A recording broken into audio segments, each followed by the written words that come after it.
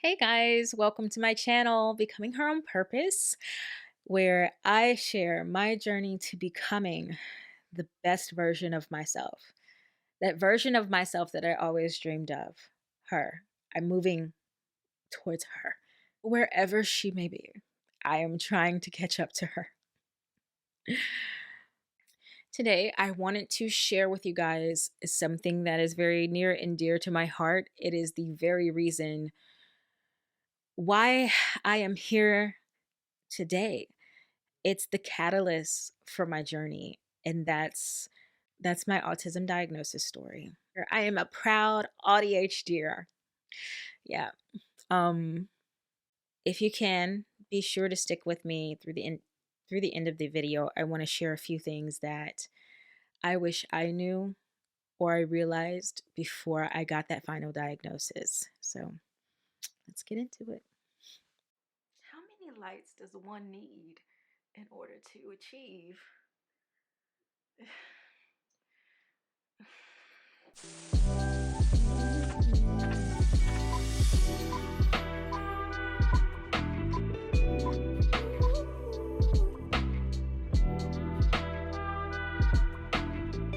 So, back in 2020, I found myself with a little bit of time on my hands.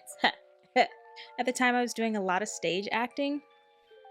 And of course, with quarantine and all that fun stuff, all that stuff got shut down. I still worked a traditional 9 to 5 because, Lord forbid, an artist should get paid for what they do. I found myself with a lot of time on my hands after that, and I started to get into some of my favorite hobbies that, because I was acting so much and it was so time consuming, I didn't have the time really to put my hands on it. Without all of these distractions going on, I started to notice some things that I began to question. Things like I would be sitting down and playing my piano, and as I'm reading music, I realized that I would read a particular measure or set of notes from left to right, but I would physically invert whatever I was playing. So I would play it out of order. And I was like, wait a minute, that's not normal. And around this time, I was scrolling through, social media, and I saw a post from a friend of mine who was sharing his ADHD diagnosis story. And I always kind of knew I had ADHD. I just didn't understand how or what it looked like because my only reference was media and the males in my family. So I didn't do any of those things that I saw those people do, but I kind of knew that I struggled with focus. I'm going to use the word focus. It's not necessarily about paying attention because I can pay attention. It's about what am I focusing on at the time. So I decided, well, maybe it's worthwhile to start looking into some of these things because ultimately, if it is true, then I need to start tailoring my life to helping myself get through and navigate the challenges that being someone with ADHD happens to run into. I knew that I needed to start tailoring my world to better accommodate myself and my needs. I also thought that I was dyslexic. The whole inverting of those notes type of thing, that was kind of like assigned to me. Also, I have a hard time reading left to right, which makes sight reading very difficult for me, especially when there's more than one staff. So I was like, okay, I did what anybody else would do. I go to the internet and I take a test, right? I took a test that was for both ADHD and dyslexia. And at the end of the test, the results were like, yes, girl, yes, yes, yes, you should look into this. So I began to dig a little deeper.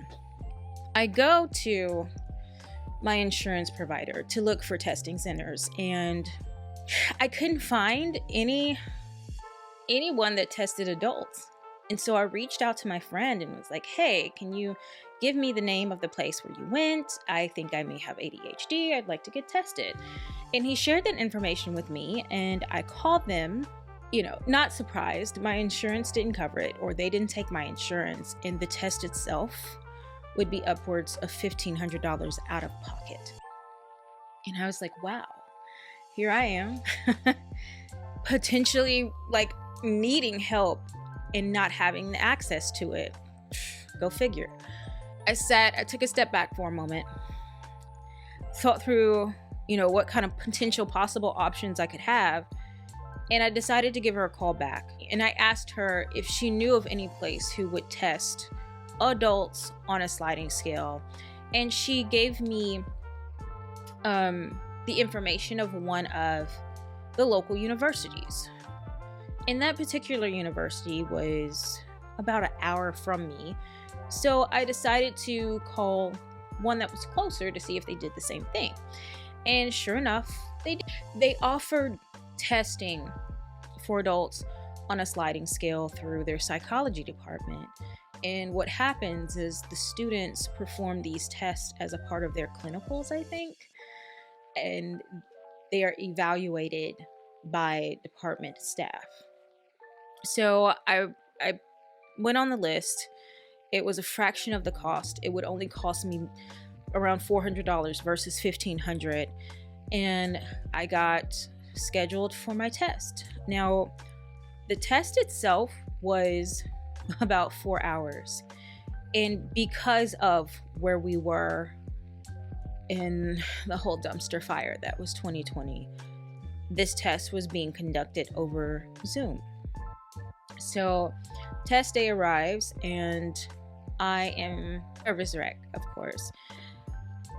I want to say the test covers about 3 or 4 different parts. So there's a math section of the test. There's what I would call, I guess, a comprehensive part of the exam. There's a part of the exam that tests your memory.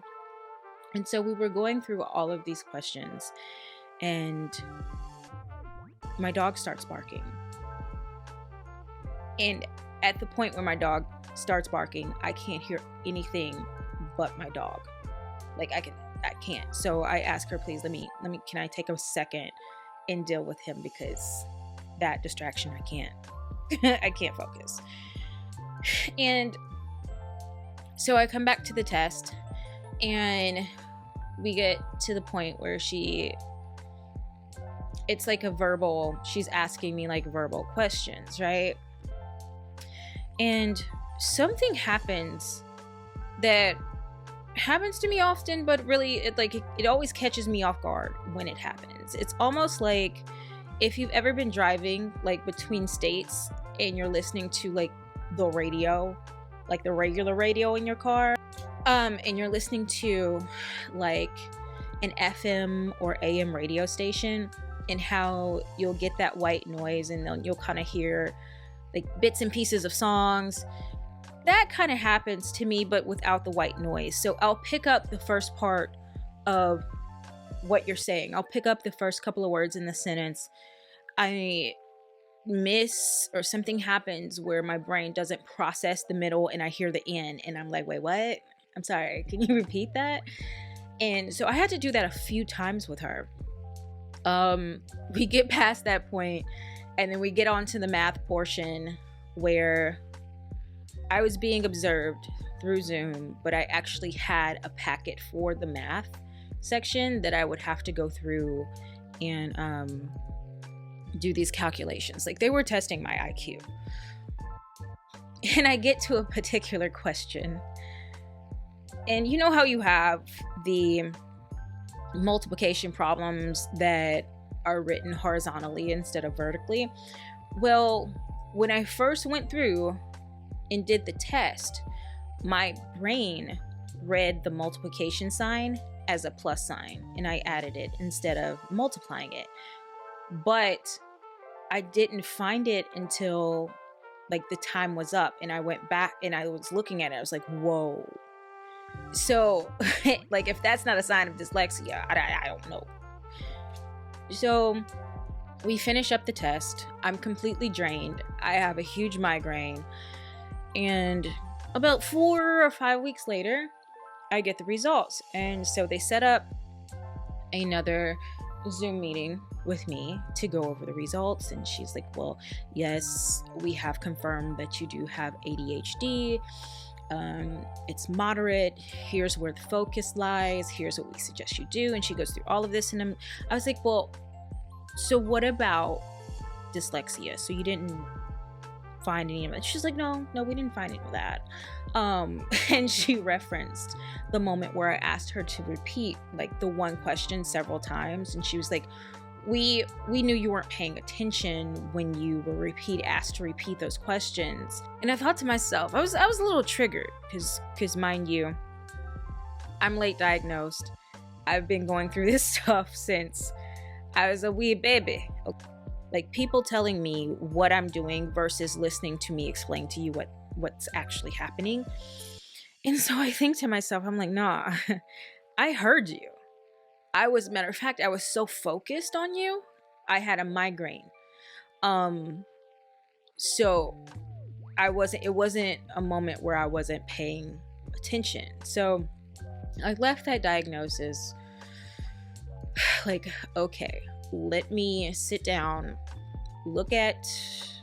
actually learn what it means to have ADHD, figure out how in the world I made it to 38 without being diagnosed, and go from there. As I was researching ADHD, not only did I discover that it presents differently in girls because our brains work differently,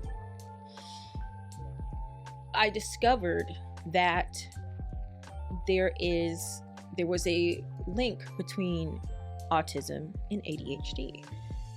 And then this light bulb went off in my mind, and I was like, let me go look at this. And so I go down this rabbit hole and I start researching online what is autism, because I never really, again, aside from media, I didn't know what it was.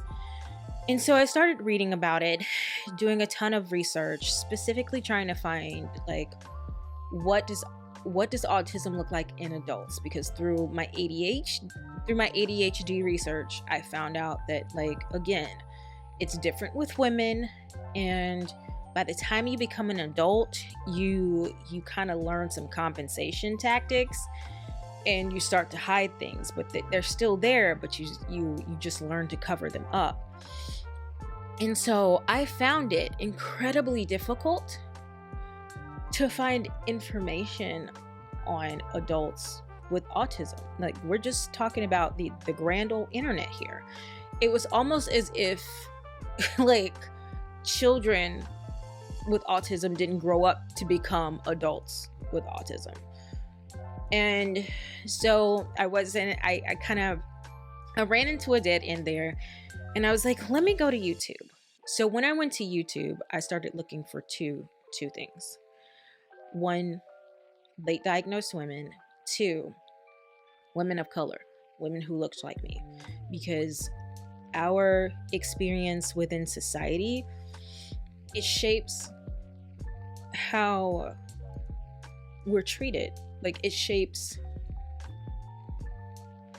how your color, the color of your skin shouldn't factor into a lot of things, but ultimately, before people say, oh, this person may have a learning disability, they peg you as being a behavioral problem because of the color of your skin. So the way society treats people of color is just different. So I knew that experience right there is going to be different, because we have to learn how to present ourselves in a way that's palatable for those who are not of color, if that makes sense.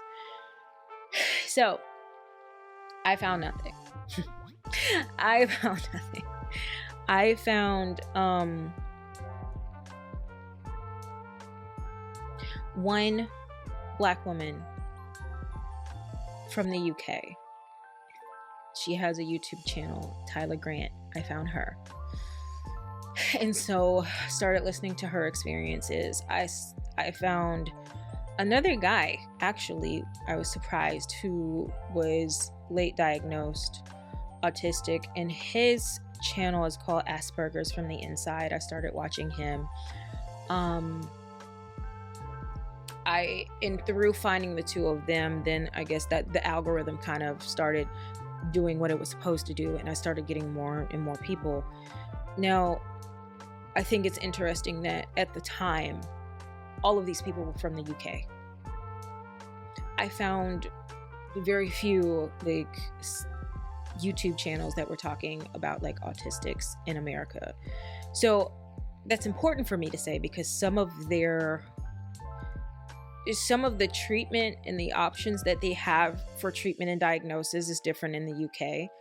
They have more options, period, than we do over here in America. So again, I start looking hours and hours and hours of watching YouTube channels. So finally, I put it on pause. I take a step back. I'm like, okay, what do? I go to the internet and I take a test, because the internet test, they tell us everything. So I find a test on the internet, and of course it was like, yeah, you might want to look into this. So I start down the same path that I went down with my ADHD diagnosis. I wasn't surprised when I found absolutely positively no resources for adults whatsoever. I wasn't surprised. It's almost as if they think that all of us, like, if you aren't in it, I'm trying to find the words. It gives the impression that if you aren't diagnosed as a child, then there's no possible way that you could be diagnosed as an adult.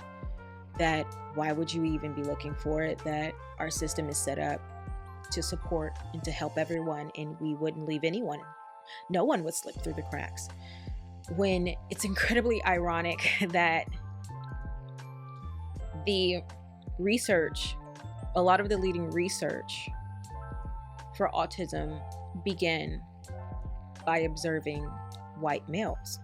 So the majority of that testing criteria was built around those that they did the research on, white males. And like that left out whole groups, women, different nationalities. So yes, a lot of us fell through the cracks. I went back to YouTube and I said, okay, I started specifically looking for people who were telling like stories about how autism affected them as a child, like the different things that they would do as children, because I couldn't remember any of that stuff. And I figured that if I listened to somebody else tell their story, it would kind of help me jog my memory. Not to mention, through watching a lot of people's like stories around trying to get diagnosed, especially here in the States, they have a tendency not to believe you. And a lot of people needed family members to come in to speak on their behalf. I knew I wouldn't have that. That wouldn't be an option to me. So another creator suggested like documenting everything. So that's what I started to do. I started to go through these videos, listen to people's experiences, and anytime it kind of jogged my memory as a child, I started writing things down. Any evidence of a potential developmental delay, anything from childhood, my teenage years, on into my adult life. So I ended up with like 3 or 4 pages, like front and back, written of all of these different accounts. And by the time I got through that, I was like, whoa, this is really affecting my mental health. I probably need to talk to somebody. I started looking for a therapist that works specifically with people, with adults with autism and ADHD and other learning disabilities. And I came But once again, my insurance was absolutely useless. And so I came across this company that their goal was to help other people receive affordable therapy services. And so they were kind of like a directory where they would go and they would find therapists in your area that kind of that suits your needs. And I reached out to them and I sent them an email. I'm like, look, here's the situation, because I noticed that for some reason on their website it said that they did testing. So I asked them if they had any testing, and they were like, no, but we do have, here's a list of therapists that specifically work with adults with autism and ADHD. And I was like, okay. And so I had that list going, and I emailed them back and asked them if they knew of any place where, or if they had anyone in their directory that tested adults. Because again, much like ADHD, there's nowhere around me, even if I traveled like the closest state, there was nowhere that tested adults. All of them were children's centers. So I called the first place and I asked the receptionist, I was talking to her and I asked the receptionist, is the doctor accustomed to testing adults, specifically women? And her answer was, she typically tests the parents of the children that she's already diagnosed.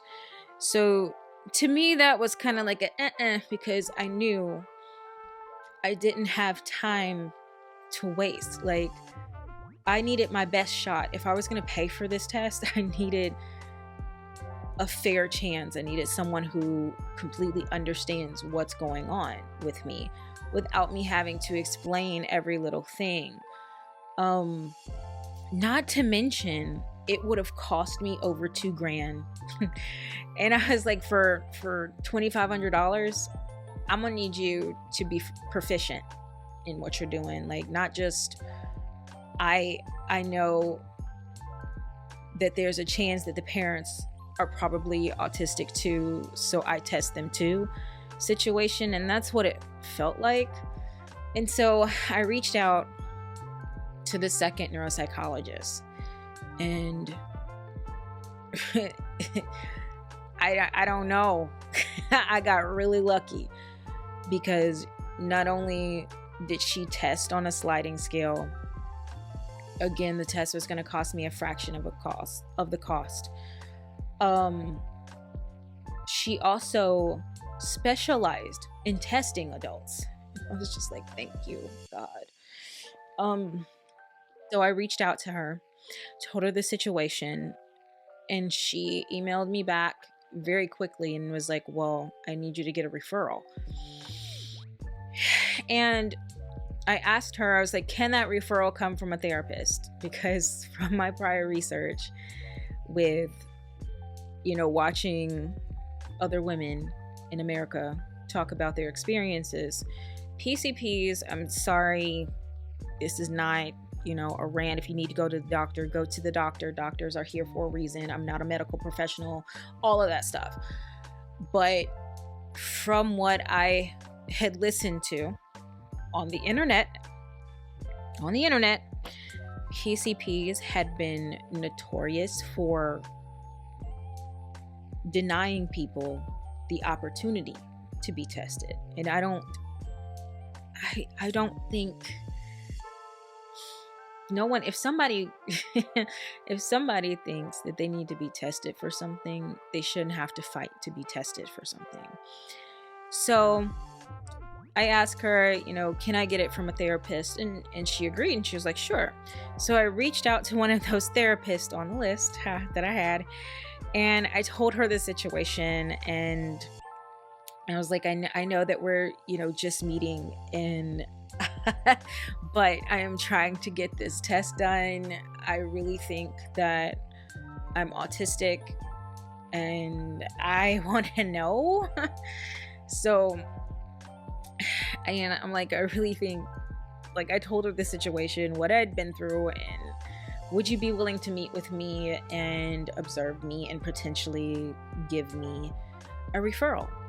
And she said sure. And so I meet with her. I bring her my book of notes, which she loved. And she read through them. And every once in a while she'd look up and she'd ask me, and she's like, how do you feel? Are you okay? She would be like, I noticed that, like, you know, you're tapping a lot. Is that normal? Do you normally do that?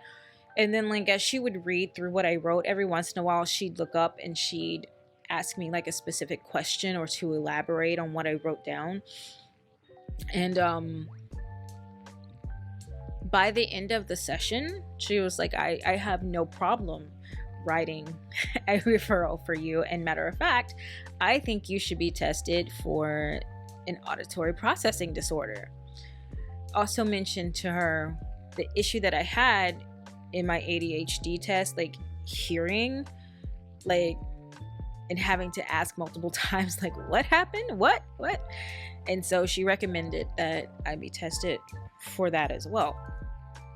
And so I was able to get that letter and I submitted it to my neuropsychologist. She got me on her list, and the rest is history. And fast forward to my testing day, it went pretty much the same as the ADHD test. There weren't any like math questions or anything like that. She wasn't testing my IQ. It was about 4 hours. She would ask me some specific questions. She would observe me. She noticed that I twirled my hair, and she's like, do you do that often? I was like, yes, I do actually. And from there, everything went really smoothly. And before I knew it, I had my diagnosis. I had, you know, she did ask me what accommodations that I needed. And I was like, I don't know. What are accommodations? The diagnosis part of things was easier for me than most, which is why, like, I wanted to share my story. I wanted to share my information, the information that I have. I know that I'm very fortunate, and it must have been for a reason. And I believe that this is the reason. Not to mention that this is a very huge part of my life. It affects every aspect of my life.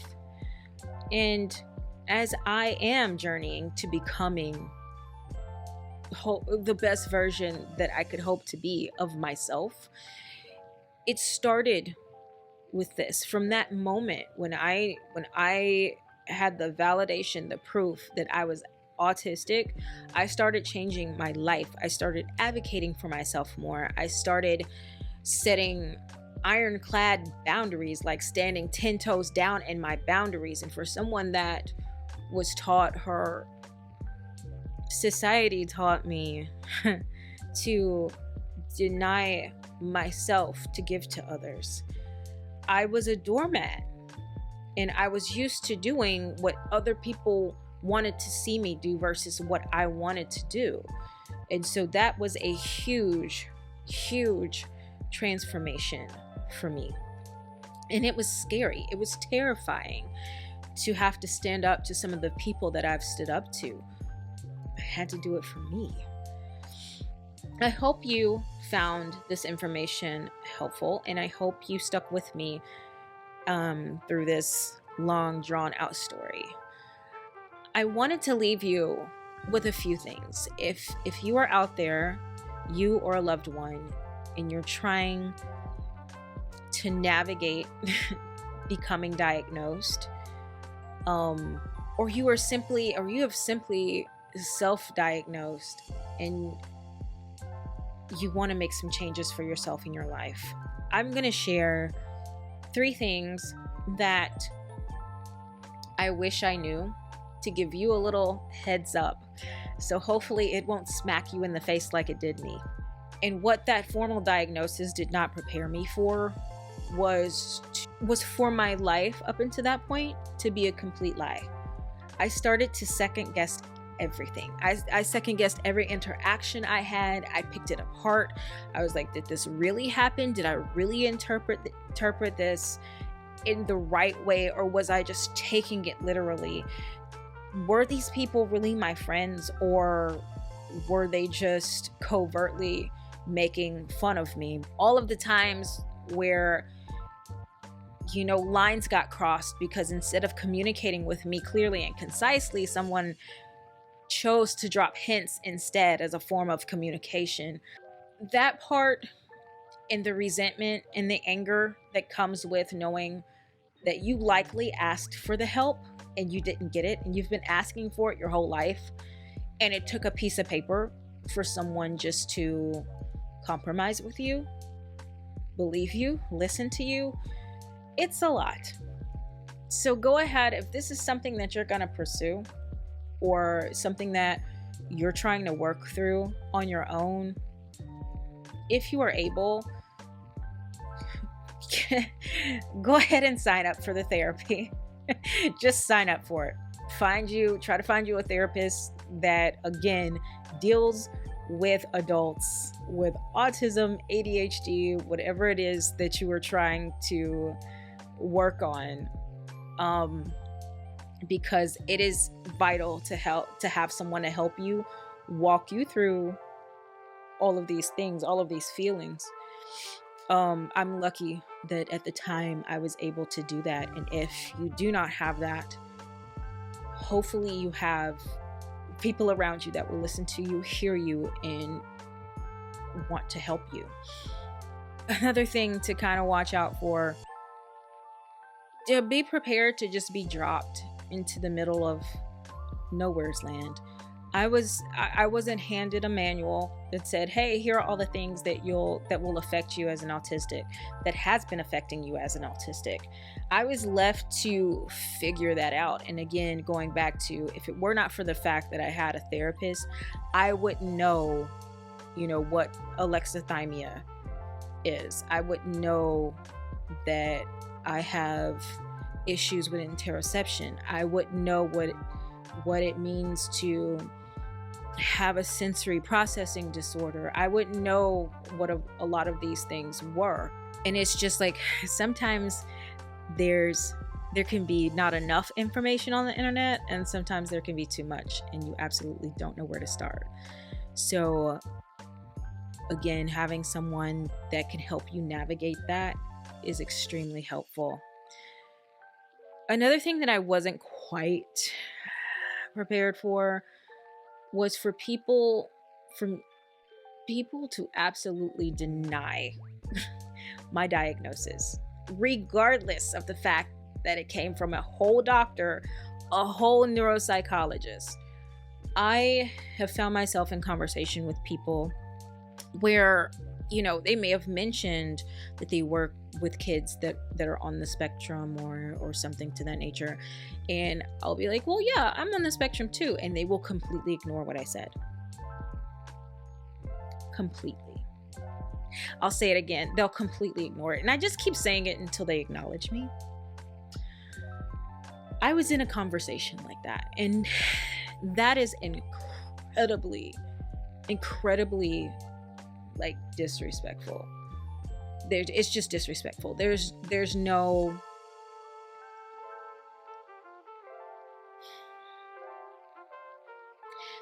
way around that. Like, I'm trying to find a better way to say it, and it's plain old disrespectful. And to completely dismiss someone like that, ice them out. I've had people say, well, you don't look autistic. You must be high functioning. You must function. And it's like, again, I don't know why we live in a world that's like this, but how is that the slightest? It's not appropriate. It's not appropriate to say those things. It's just not. I can't think of any way that would be justified, but that's how we're treated, and it's people treat you like you're a bad person because you're lying clearly. Like, why would you make this up? It's like there's such a huge stigma behind having ADHD, being dyslexic, having autism. It is a brain type, people, and like the human body is so incredibly magical and complex. Why would you think that there was only one brain type in the world, and that brain type was the right kind, and anyone else who has that brain type, who processes information differently, that's wrong? And that needs to be changed. Is there a pill for that? I don't get it. I don't understand it. Those were some of the most hurtful things, because for you, you know, this is likely a breath of fresh air, because it's like, finally, like, I know, like, my whole entire life, I knew there was something wrong with me. I knew I was different. I could not articulate that in a way where people could understand what I was seeing, because I had learned to pretend to do the right things that I know that should be done, so people don't know I'm different. And when you finally figure it out, it's both a breath of fresh air and a bombshell all at once. So of course you end up sharing that information. And I would just say, as you go through your journey, be mindful of who you share that information with, because people don't know how to support. Some people don't know how to properly be there for other people. If they themselves feel if they themselves feel uncomfortable, instead of saying, hey, this is not about me, let me release that emotion, there's no reason for me to be uncomfortable, and leaning in and saying, okay, well, what does this mean for you? Or how can I help you? They do things like they completely ice you out of conversation. They change the subject. They say things like, well, you don't look like you need this. Like, you didn't need this before. Why do you need it now?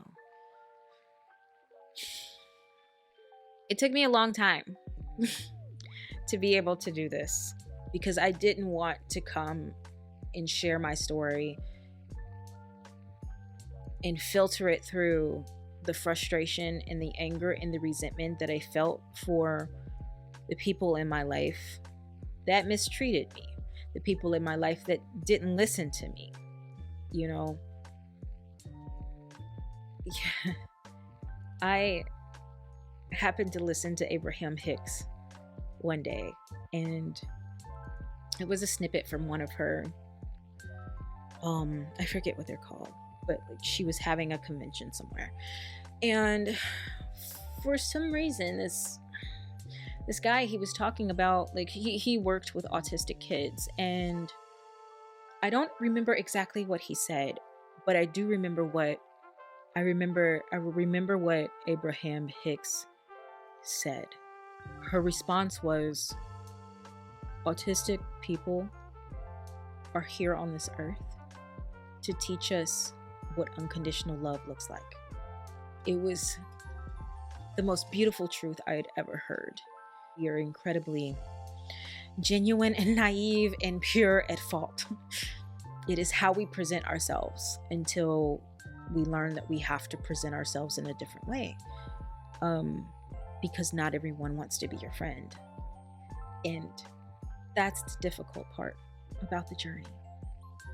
So if you are looking for resource, you're out there feeling alone, please feel free. Even if you have any questions about my journey, what I've learned, if you want me to do a video about anything, comment below. Either comment below or shoot me an email. My email's in the description if you want to be more discreet. and I will be more than happy to answer your questions to the best of my ability. But until next time, my friends, I'm gonna stop this video here before it becomes 3 hours long, because it's a lot. Thank you for going with me on this journey, on this ride, and again, I want each and every one of us to be able to thrive and become the best versions that we of ourselves that we can possibly become. So have a beautiful day. Don't forget to love yourself, and don't forget that you are absolutely positively amazing just the way you are. Bye. Content creation is hard. It's hard. If you're out there like being stingy with the likes, you know what I'm saying, just like it, because it's a lot.